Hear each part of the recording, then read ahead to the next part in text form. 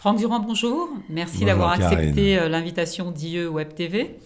Alors, vous êtes le dirigeant de FSC Associés, cabinet Oui, conseil en gestion de patrimoine basé à Paris, dans le 16e arrondissement, je crois. voilà.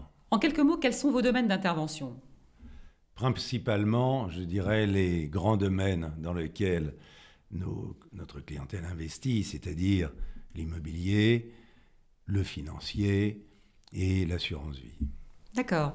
Alors, qui fait appel à vous? À quel moment particulièrement dans la vie? Je sais que, bon, j'imagine qu'il y a pas mal de chefs d'entreprise, de cadres supérieurs, mais je crois que vous avez dans votre clientèle également beaucoup de femmes. Oui, alors effectivement, oui, nous avons beaucoup de femmes, tout simplement parce qu'il se trouve que malheureusement, elles connaissent le veuvage plus tôt que leur mari, bien souvent. Et puis par ailleurs, euh, beaucoup de couples se séparent et les femmes se retrouvent souvent avec des capitaux qu'elles doivent investir.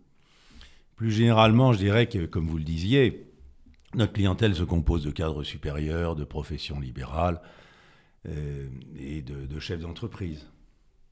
Alors quand viennent-ils nous voir?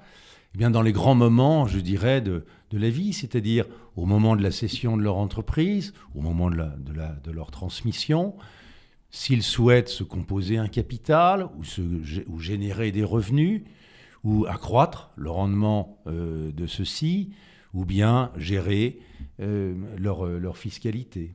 Alors, pourquoi s'adresser à un conseil indépendant comme vous plutôt qu'à une banque? Alors je pense pour deux raisons principales. La première est la personnalisation. Vous voulez dire par là que les banques vendent plutôt des produits maison?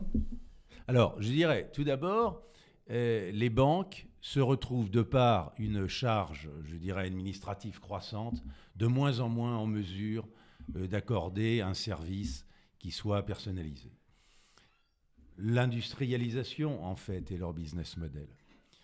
Le conseil, au contraire, de par la légèreté, je dirais, de ces structures, peut avoir un nombre de clients beaucoup plus faible. C'est un artisan, en quelque C'est un sorte. artisan, voilà. C'est une profession libérale, hein. Mm. De plus, comme vous le soulignez, les banques sont aussi, je dirais, jugées parties, puisqu'elles ont leurs propres produits. Donc, elles promeuvent, je dirais, leurs propres Par la force des instruments choses, bien sûr. par la force des choses, Bien alors sûr. que le rôle du conseil, au contraire, est de trouver sur le marché ce qui est le plus adapté d'une part et le plus efficace d'autre À la part. demande. Ok. Voilà.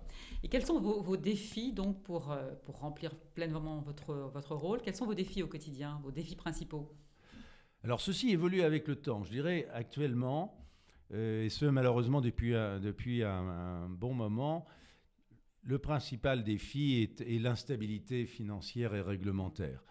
Comment préparer la transmission de son entreprise ou son héritage, ou investir dans l'immobilier quand vous avez une modification permanente, hein, de la fiscalité et de la réglementation.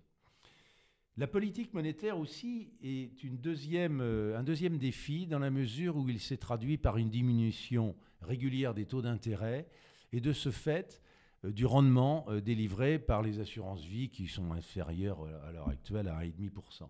Donc il faut trouver des solutions alternatives. Et puis des défis bien évidemment aussi internes avec la multiplication, je dirais, de nos contraintes réglementaires pour les conseils. Nous devons nous adapter, nous devons nous former en permanence, nous devons trouver des solutions innovantes. Alors, il y a un défi de plus aussi qui est celui du numérique auquel vous vous confrontez. Comment vous vous positionnez face aux acteurs en ligne, en fait, la Alors, gestion du patrimoine? je dirais pratiquement par définition, en fait, le conseil ne peut pas être en ligne. Vous ne vous coupez pas les cheveux en ligne, je suppose. Pas encore. Voilà. De même, je dirais, chaque individu, chaque besoin, chaque histoire, eh bien, est comme un visage.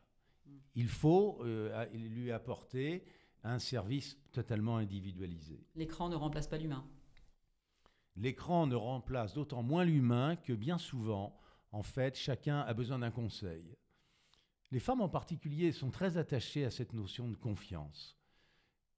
Euh, Par ailleurs, comme nous l'évoquions, nous sommes obligés de trouver des solutions alternatives. Et celles-ci passent par différents stades de valeur ajoutée qui sont complexes, qui sont multiples. Vous devez d'abord répondre aux besoins et investir en fonction de l'environnement économique. Et donc choisir les types d'investissements en fonction de cela. Au sein de chaque catégorie d'investissement, vous devez trouver les produits qui sont le plus adaptés, certes, mais aussi les plus performants.